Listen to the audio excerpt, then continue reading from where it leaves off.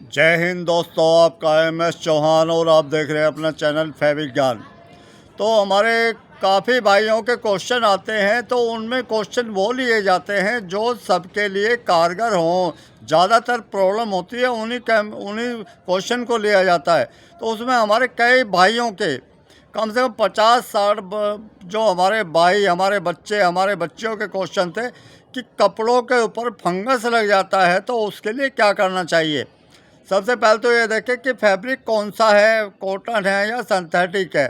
दोनों का प्रोसीजर अलग अलग होता है, ट्रीटमेंट एक ही होता है, लेकिन उसमें गर्म पानी यानी टेम्परेचर उसके ऊपर डिपेंड करता है कि भाई कॉटन के ऊपर हम उबलते पानी में भी कर सकते हैं, लेकिन जो हमारे सिंथेटिक गारमेंट होते हैं उनको करने के लिए हमें उसमें उसका टेम्परेचर 40 से कम रखना है, यानी उसको गुनगुने पानी में करना है। तो उसमें ऐसा है कि अगर मान लो आपका एक कपड़ा है तो उसके लिए 5 लीटर पानी लें और उसके अंदर आप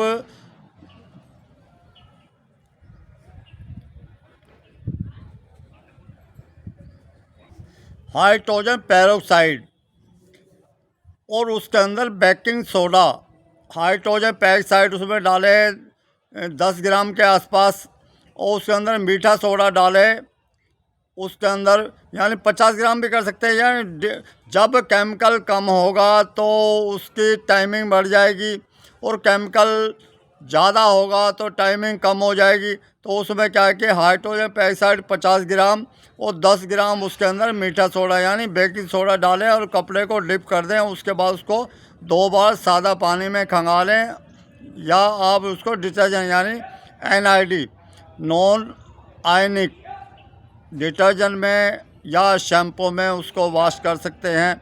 तो ये है।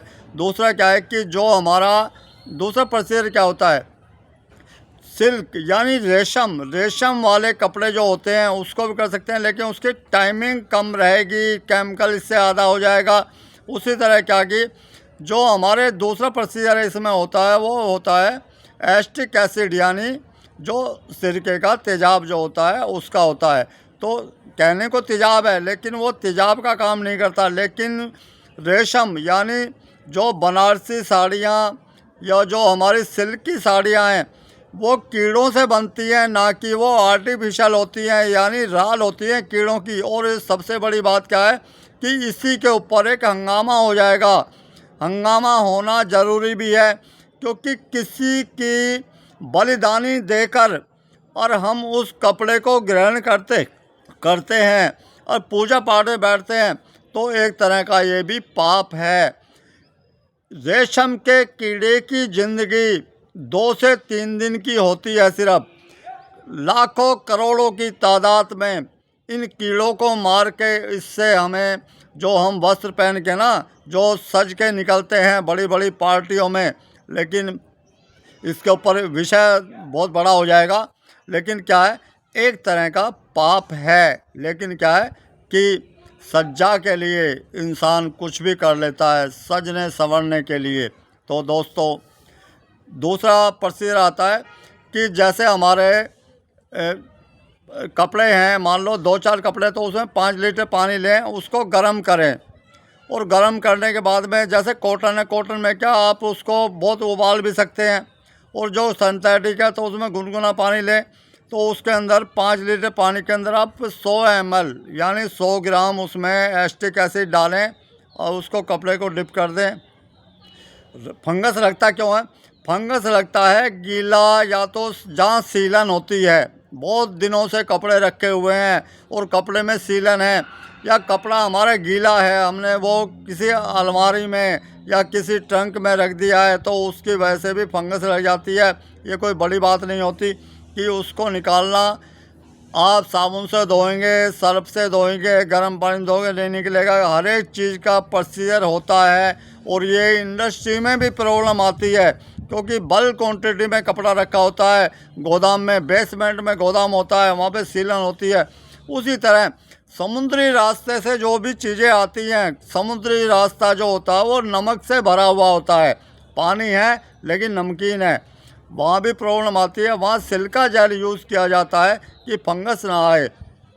तो कहने का मतलब ये है कि हमें थोड़ा सा ध्यान देना है इन चीज़ों पे और अपने काम को परफेक्ट करना है। बाकी कोई भी चीज़ असंभव नहीं है। जब मेरे जैसा बुद्धिहीन आदि कहते हैं हाफ माइंड ये कर सकता है, और आपको हिम्मत नहीं हारनी। सब डॉक्टरों ने मुझे कह कि बहुत मत डरा दिया था, लेकिन मैं कही नहीं, डॉक्टर की ऐसी की तैसी, लेकिन सब डॉक्टर एक जैसे नहीं होते। डॉक्टर एक ये है क्या, एक हमारी शिक्षा और डॉक्टर ये बिजनेस बन चुका है, लेकिन सब इसमें ऐसे नहीं हैं। हमारे गुरु भी ऐसे हैं जो कि निस्वार्थ पढ़ाते हैं, हमारे ऐसे डॉक्टर भी हैं जो लोगों की जान बचाते हैं। लेकिन ज़्यादातर जो क्वांटिटी है, ज़्यादातर यानी 100 में से 98 ऐसे हो गए हैं सिर्फ लूट खसोट करने वाले, कि कैसे ही आदमी फंस जाए उसको निचोड़ के उसका लहू, एक एक बूंद लहू निकाल लें। तो दोस्तों, क्लीनिंग का मतलब यही है कि कपड़े नहीं, हर एक चीज़ क्लीन होनी चाहिए यहाँ पे। तो दोस्तों, आपका कोई भी क्वेश्चन हो आप कमेंट में डालें, उसका आपको बिल्कुल 100% उसका निस्तारण मिलेगा, उसका सलूशन मिलेगा। आप बने रहें, जुड़े रहें। मिलते हैं दोस्तों ब्रेक के बाद। जय हिंद, जय भारत।